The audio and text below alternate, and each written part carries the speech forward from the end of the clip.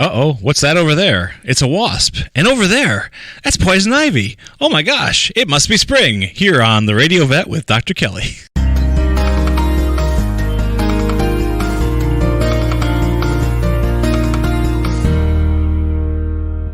Welcome back to the Radio Vet with Dr. Kelly on CPL Radio, a show devoted to your animals, but not your vegetables or minerals, just your animals.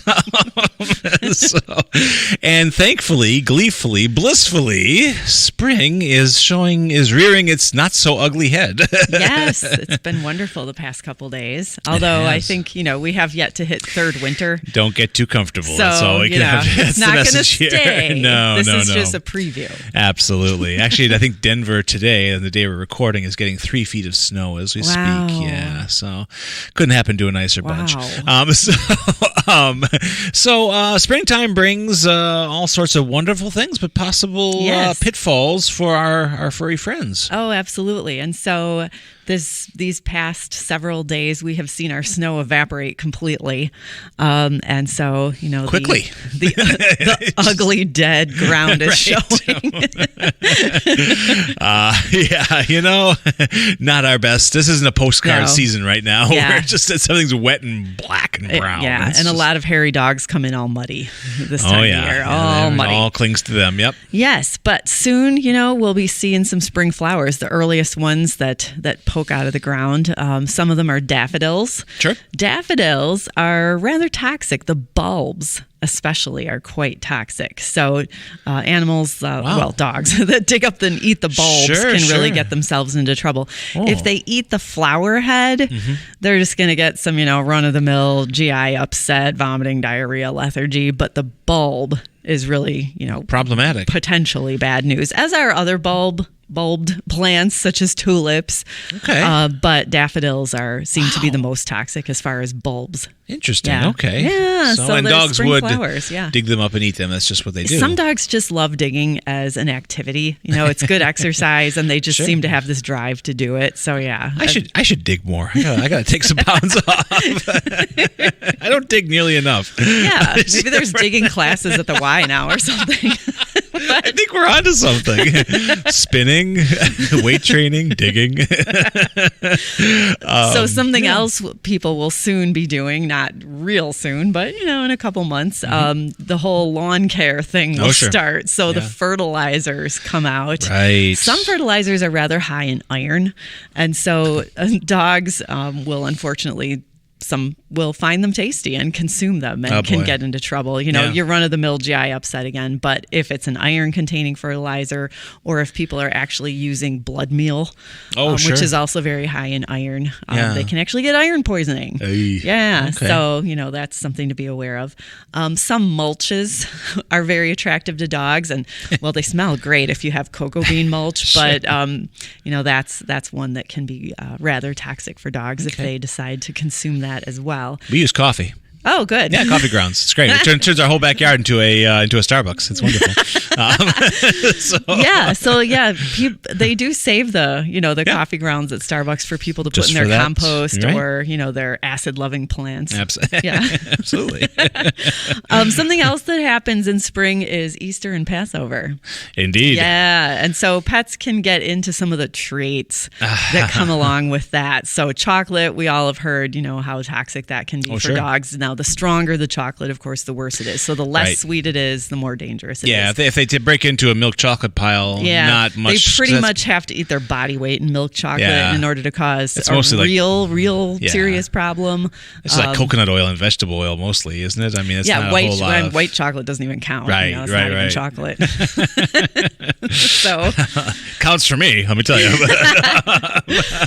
Something that well, you mentioned Passover, and I do have to say, being Jewish, I find even far more lethal is if they get into the matzah box, because I imagine you'd have to get them a lot of roughage afterwards, because after 8 days of matzah, don't get me started. I'm sure they gladly would break into that if given the opportunity. Oh, maybe. It's gross. Something that the kitties will get into a little bit more than the dogs will be the fake Easter grass that people put in Easter baskets. Right. Yeah, that easily causes what we call linear foreign body GI obstruction. So swallowing that, playing with that because it looks like string, quickly gets them into trouble. It sounds like trouble. Yeah. Something else that'll be outside, especially under any leftover unraked up leaves from last fall, will be mushrooms. Oh, sure. The weird ones. Yeah.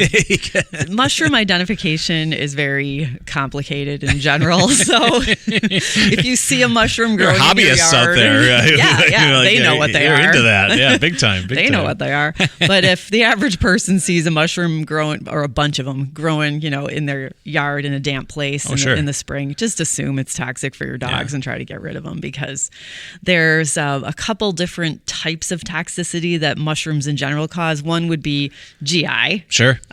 One would be liver. Yeah. So scary sounding amanita mushrooms cause liver toxicity in our pets.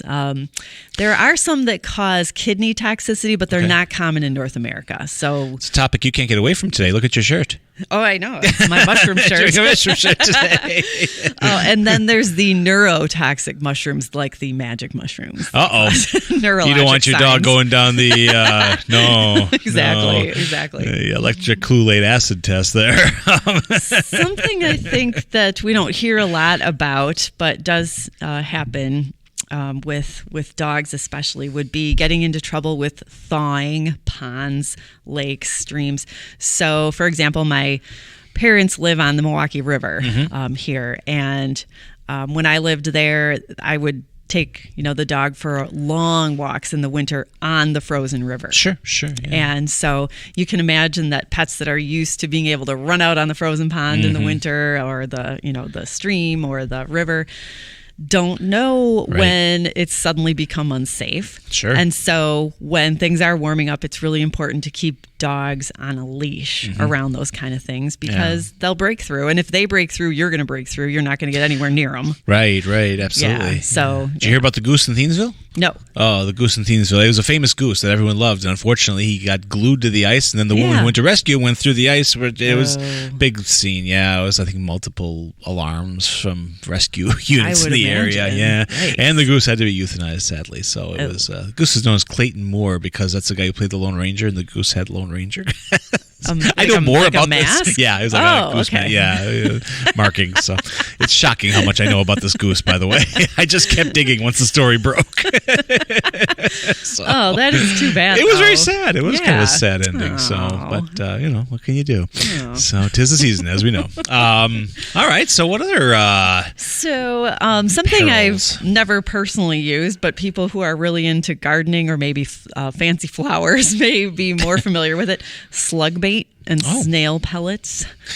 Yeah, I haven't played with those either. I haven't either. Apparently, almost all of them contain something horrible called metaldehyde. Okay, that doesn't sound good. Which doesn't take much to poison a pet. Dogs will happily eat this stuff because it's purposely sweetened. Oh boy! So that it, of course, is attractive to the vermin that we're aiming it at, the bugs. So when dogs consume it, within a relatively short period of time, they will start drooling and shaking and trembling and having muscle twitches and tremors and all kinds of neurologic symptoms. They can seizure too. They wind up with really, really high temperatures from all the muscle, activity. Sure. They can die within a few hours. Good Lord. Yeah. So it's really, really bad. Well, any substance that ends with the word aldehyde. It is pretty bad stuff. Yeah. It's like, that's why you don't have any breakfast foods that's known as aldehyde. Just don't. No. Donut aldehyde, bacon aldehyde. No, it's not real. Something else that people are probably a little smarter about in general these days is, giving bunnies as gifts. Oh gosh! Don't get me started. We've been the recipient of. Oh no! It's a bad scene. I mean, nobody should ever give any pet as a gift. No. I mean, come on. Only if you hate them. Yeah, exactly. Can you imagine a lifetime of vengeance Here's or something? 7 years of work. Oh my! You're welcome. Yeah, sleep tight. Well, and bunnies, I haven't met a whole lot of pet bunnies that were personable. Oh, no, really? Not really. Oh, maybe I'm eating all the wrong bunnies. I go to the wrong bars. Yeah. That's my own fault. Did these bunnies come from like labs where they rejected and they were? I did not get their backstory. They were too busy trying to bite me. Oh, that's terrible. Yeah. Even the bunny we had, it was just he didn't seem ever particularly thrilled to be with us. That's really too bad. No, it didn't go well. We had a resident bunny at our vet clinic for a while. Okay. He was wonderful. Personable? He was very excited to see us in the morning. We'd let him out and he'd zoom around and he'd greet the dogs and yeah, he was a clown. And I think that's honestly how most of them are. Okay. However, there can definitely be with bunny behavior, it makes a big difference whether they're neutered or not.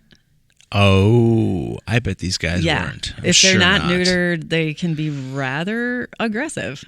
Yep. And as you said, not personable. No, I was being very judicious, wasn't I? Yeah. Didn't want to just come right out and call them jerks, but yeah. They can be jerks. They can be jerks. They'll bite you if you try to put your hand in their cage. That was a serious biter. They'll thump their back foot in warning. Got a little of that too. Yep. Yeah. Mm-hmm. Yeah. Mm-hmm. So this was just a bunny who wanted some action, and I wasn't. I wasn't what he was looking for. Clearly, this bunny just wasn't. Yeah. No. In this environment, I guess. But and how many years can they live? About 7 years, 8 years, you say? I've definitely seen them at 9 and 10, wow. But yeah, that's about where we see them too in general. Yeah. Do people let them roam their house, or do they? They do. They can be. Some of them are very good at using their litter boxes, and some of them are just kind of so-so. But yes, there are a lot of free roaming bunnies. Wow. Not all the time, but a lot of the time. Like when the people are home, bunny gets let out. When people go to bed, maybe bunny gets put away then because homeowners insurance isn't too happy about bunnies chewing electric cords. I was just going to say, they do like to nibble, even I don't care if they're neutered or not. That's just nibbling is their thing. And so your drapes are gone by morning. I mean, So when my husband and I bought our very first house, I had a ferret. Oh, I remember. Yes, absolutely. Yes. Yeah. A wonderful ferret. And they didn't want to insure us because they had a few house fires caused by rabbits chewing on electric cords. And so they thought, well, a ferret must be something like that. Boy. Really not. But jeez. Some vast generalization if there ever was one. I know. Bunnies, ferrets, all the same. So we got this hilarious rejection letter in the mail saying that we are sorry, we cannot insure you because you own and it was in quotes, ferret. It was a form letter. Had some secretary type in the word ferret. Oh my god! gosh. Quotes around it. Like, yeah, right. Like I was lying. Like it was really like a lion or something. I mean, I don't know. It's not even a real ferret. Yeah. So. Wow, that's a bummer. Did you find an insurance company eventually who would take our insurance agent basically said this is ridiculous. She's a veterinarian and the ferret lives in a cage. So. Very good. Very good. Well, I hope they felt stupid. Okay. So Easter's coming. People think it's cute to give bunnies, but it's not cute. No, because most of them wind up at the Humane Society a few weeks later. Right. Yeah. Or worse, yeah. Because bunnies, you need to change their cages. It's a lot of work. They do pee a lot. Oh, boy. Yeah. Yeah. You need to feed them. You need to buy the food that you feed them. Yeah. It ain't just pellets either. They want a vast... Oh, no. They'd like a vast array. The most important thing in a rabbit's diet is hay. Oh, right. Yes, absolutely. Yeah, the roughage, just like guinea pigs, same thing. You got to keep that constant. Yes. Yeah, you never want the hay ball to go empty. And something I actually learned while I was, reading about some spring hazards for pets today was that. When you around here in the summer we cut our grass because and rabbits and guinea pigs too, we can feed them grass. Sure. So when I was growing up, we always had guinea pigs, and in the summer we'd go outside, pick some grass in the morning, give it to the guinea pigs. Oh. I see some possible problems with that nowadays. Well, sure, if your lawn's treated, obviously that's not smart. Yeah, no true green breakfast, feed please. Them the chemical grass. ChemLawn dinner, no. But what I found out was, especially with rabbits, can be a problem if you feed them the grass clippings that have just been cut by the lawnmower. Oh. And it's not because of anything that the lawnmower leaves on the grass. It's not like some sort of gas fumes or something. It's because the heat from the lawnmower cutting the grass and heating up the grass, even for just that little bit, starts fermentation. Oh, interesting. And so when the bunnies... Getting them drunk. Yeah, when the bunnies eat grass that's already started fermenting, that can cause big problems in their gut. Oh, sure. Well, yeah. Liver, so I imagine. That was something I learned today. That's pretty interesting. Yeah. Okay. We had a lot of guinea pig. Conversely, we had nothing but good experiences with our guinea pigs. Oh, yes. So wonderful pets. And in fact, I think a tip for the day, if you do feel compelled to give something small and furry and four-legged, maybe go for a guinea pig, because it seem to be less work than a bunny was. Quite possibly. Guinea pig, I mean, again, that's hay and some vegetables. And and the pellets, although it's got to be guinea pig pellets, because it does. Rabbit pellets don't have vitamin C. And Timothy hay seems to be the choice. Loose Timothy hay. Hay of choice. But, and cleaning obviously is important too, because they're messy. Every Saturday morning for my entire youth, the first thing I did was change the guinea pig's cage. You're like in 4-H without being in 4-H. I know. Unless you were in 4-H. Sometimes it was 4 cages. Sometimes there were so many of them. Oh, yeah, absolutely. But, I don't know. Maybe just because, again, bunnies seem like a lot more work. When we had the 2 times we had a bunny, oh my. And then the guinea pigs were, once a week clean up and, spend some time with them. And they seemed okay with. They're really not pets you would let run free for a significant amount of time. No. Whereas rabbits, they will get along with house cats pretty darn well. There's, lots, if you, look on social media, you'll see lots of rabbits and house cats sleeping against each other happily in the sun. Dial up the dodo on social media. Have you seen that, the dodo? That's, yes. That's endless. That must make a lot of people go out and buy pets right away, because it's so right. inspirational. You're so like, perfect. I want my life to be idyllic. Like that. Right, yeah. I'm going to show you at 3 a.m. on the lawn with the leash in the rain, but that's fine. The dodo seldom shows that. The work part. Right. Exactly. So interesting. All right. No bunnies, no pets. Give chocolate. That's always appreciated. Always. So there we go. Anything else? Any other hazards? Are we? I'm sure there's more out there. It's spring. Be careful. That's all we got to say. I mean, when the snow melts, there's all kinds of lovely stuff on people's lawns that the dogs will find and come in with raging diarrhea. Right. So raging. Wow. One of my favorite adjectives when using diarrhea. Raging. Usually it's the owners who are raging by that. Right. I've had those rages myself. Oh my goodness. All right. We seem to always end on poop. That's usually like when I'm like, okay, show's over. It's the Radio Vet with Dr. Kelly, and there'll be 2 episodes when this one comes up, so lots to listen to. Thanks for tuning in, everybody, and we'll talk to you next week.